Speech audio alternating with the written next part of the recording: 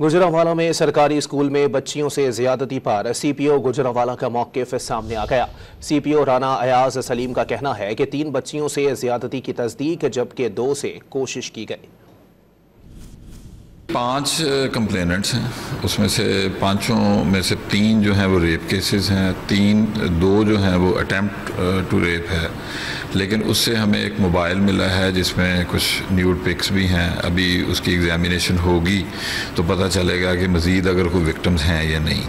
तो अभी तक 5 मुकदमा दर्ज हुए हैं। मुलज़म हमारा उसी वक्त गिरफ़्तार हो गया था जब हमें इतला मिली है। 5 कंप्लेनेंट्स हैं, उसमें से 5 में से 3 जो हैं वो रेप केसेस हैं, 2 जो हैं वो अटेम्प्ट टू रेप है।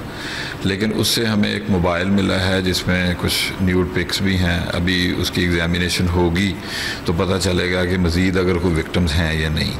तो अभी तक 5 मुकदमा दर्ज हुए हैं। मुलज़म हमारा उसी वक्त गिरफ़्तार हो गया था जब हमें इतला मिली है।